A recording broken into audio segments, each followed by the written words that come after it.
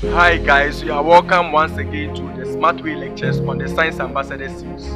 This is a series of lectures we are running on all the areas in science. And today we are here with you to continue on thermochemistry, also called energy changes. We are going to look at the types of the standard enthalpy change that we have. We are going to look at the standard enthalpy of formation, standard enthalpy of combustion, standard enthalpy of neutralization, and all the standard enthalpy changes that we have. Now, let's look at what enthalpy is. In our last video, we look at what enthalpy is. We said that enthalpy is the heat content of a system that is measured at constant pressure.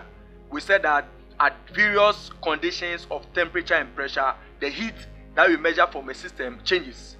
And again, we also said that there's no way we can measure the absolute heat of a system or the zero heat of a system. There is nothing called zero heat of a system because that uncertainty principle and the laws of thermodynamics doesn't allow that to happen. And so we did that. Now we said that because the enthalpy values at different conditions vary, we normally perform experiments under standard conditions, that is conditions that are accepted by scientists all over the world. And so we are going to look at that. We said that for standard conditions, usually experiments are being performed at room temperature conditions and open to the atmosphere, and the atmosphere is having 1 atmospheric pressure, and then at room condition the temperature is 25 degrees Celsius, which is also equivalent to 298 Kelvin. So those are the standard conditions by which we perform those experiments. Now today we are going to specifically look at the standard enthalpy of formation, and we are going to look at some calculations there and compare it with the thermal stability. So quickly, let's look at the standard enthalpy of formation. When we say standard enthalpy of formation, we are saying that it is the energy change when 1 mole of a substance is formed from 8 constituent elements in their definite state under standard conditions. Again, when we say standard enthalpy of formation, it is the energy change when 1 mole of a substance is formed from 8 constituent elements in their definite state under standard conditions. And these standard conditions are 298 Kelvin and 1 atm. And so we are going to look at some examples of substances that form when 1 mole of those quantities are formed. The energy that is required to form those 1 mole of every substance is what we call the standard enthalpy of formation. So I have some examples of substance here, and each one is 1 mole of the substance. So I'm going to take the sugar.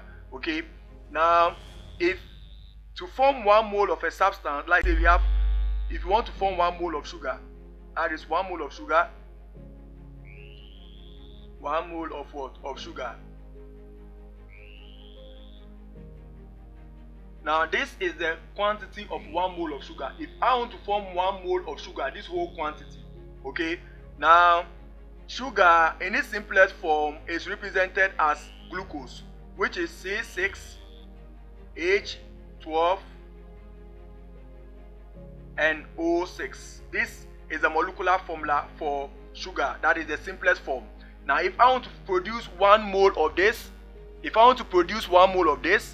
then the amount of energy that it will require for me to produce 1 mole of this sugar, that is this whole thing, the 1 mole of the sugar, the amount of energy that required to produce 1 mole of this whole thing, that is this quantity, is what we call the standard enthalpy of formation. So quickly, and when you look at the definition, it says that the amount of energy that is required, or the amount of energy change when 1 mole of a substance are formed from 8 constituent elements.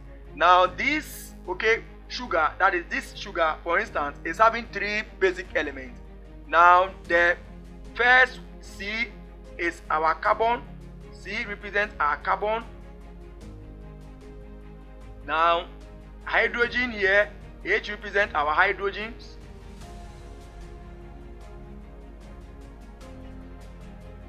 Now O represents our sugar. So there are 3 constituents. There are 3 constituents of this. That is, each of them have different, that is oxygen. So these are 3 different elements when we talk of standard enthalpy of formation, it is the energy required when 1 mole of this whole quantity, that is this whole quantity, which is this molecular formula, is formed when 1 mole of a substance, is formed, okay, from 8 what elements in their definite state under standard conditions, and these are the elements that form sugar. And so if I have this element, this sugar, for instance, one element that forms sugar is what?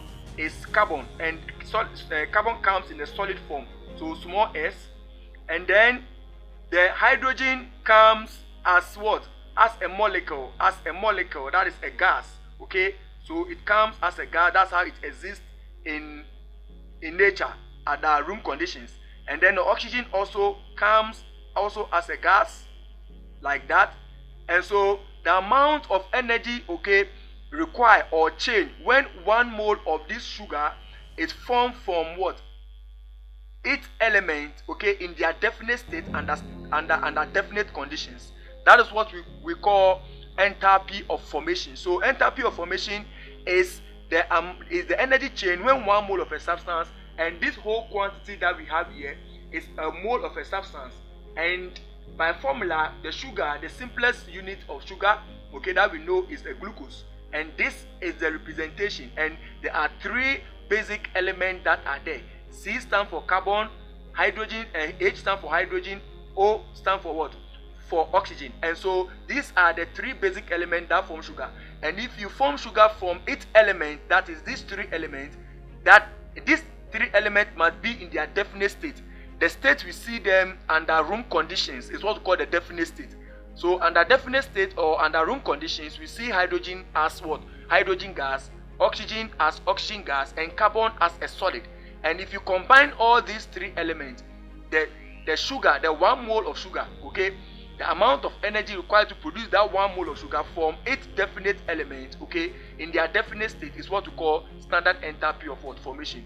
Now let me give you another example, like sodium chloride. This quantity is 1 mole of what? Of sodium chloride. This whole quantity, okay, if you have not seen it before, this quantity is 1 mole of what?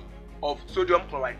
And if I want to produce 1 mole of sodium chloride, that is sodium chloride, I have to know the element that forms sodium chloride. There are 2 basic elements. The Na stands for sodium. The Na stands for sodium, and then the Cl stands for my chlorine. The Cl stands for my chlorine. And so 1 mole, this whole quantity, if I want to produce it from its definite element, that is, if I want to produce 1 mole of this whole quantity, this sodium chloride, this is a sodium chloride, and this was the sugar that we did, that is C6H what? 12O6.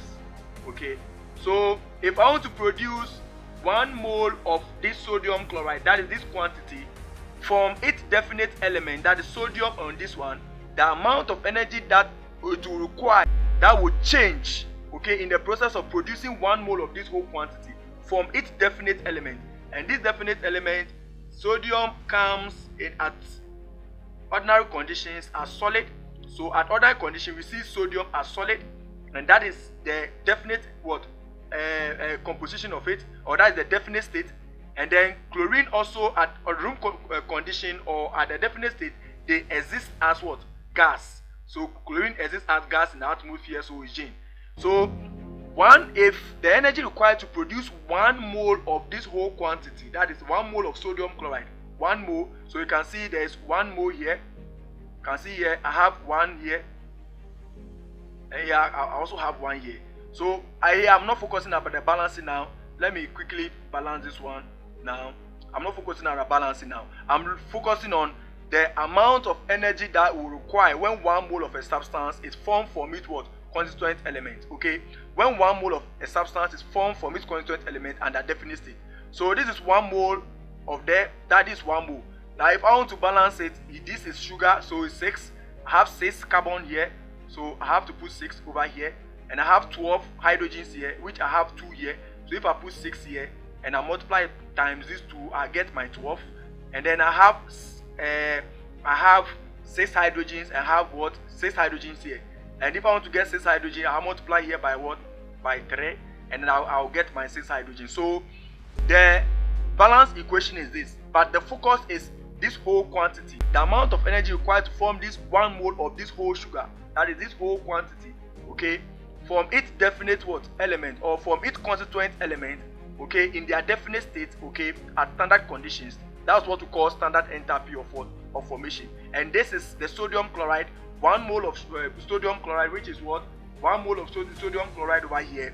And this is it. And this, there are two definite, or there are two composition of it, 2 elements. I have my sodium Na and then Cl as chlorine, and they exist as what?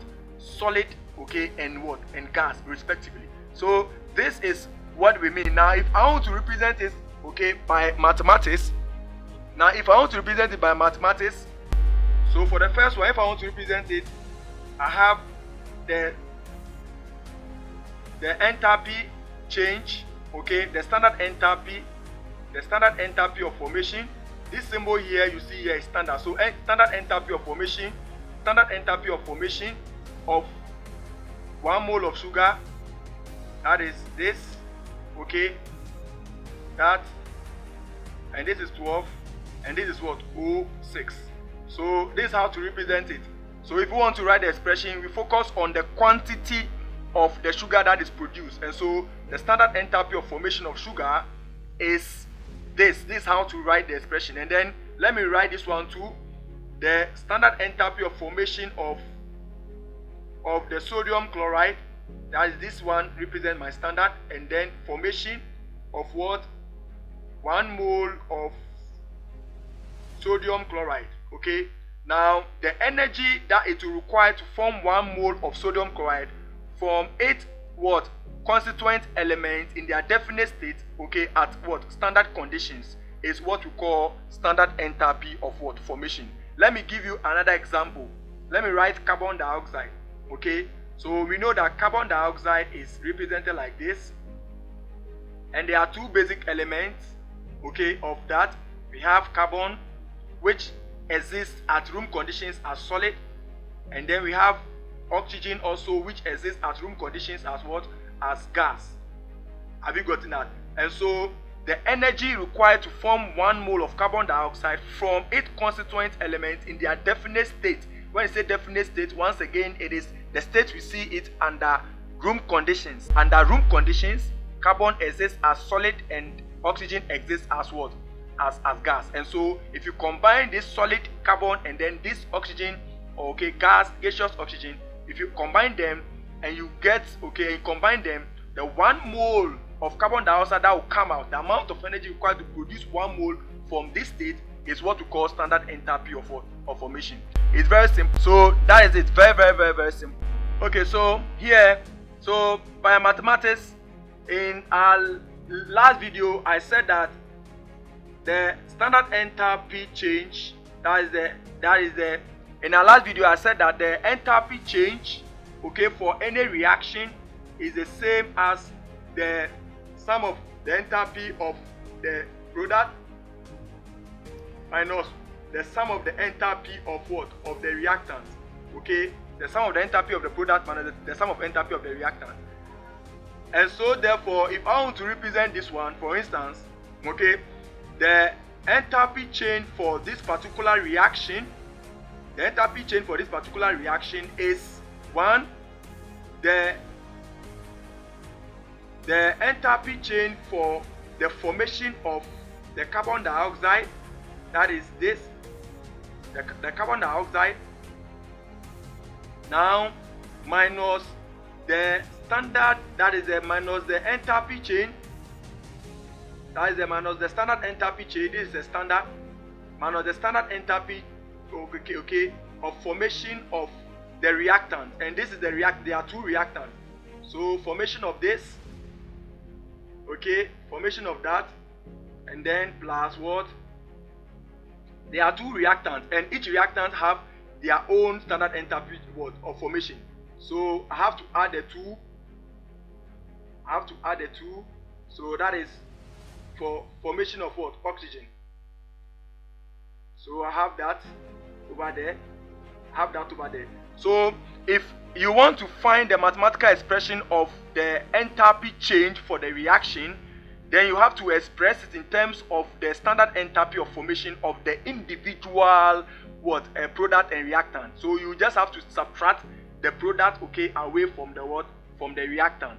And here there is only one product, and so the standard enthalpy of formation of one product minus the standard enthalpy of formation of this, okay, of these two reactants, this one separate, okay, add it to this.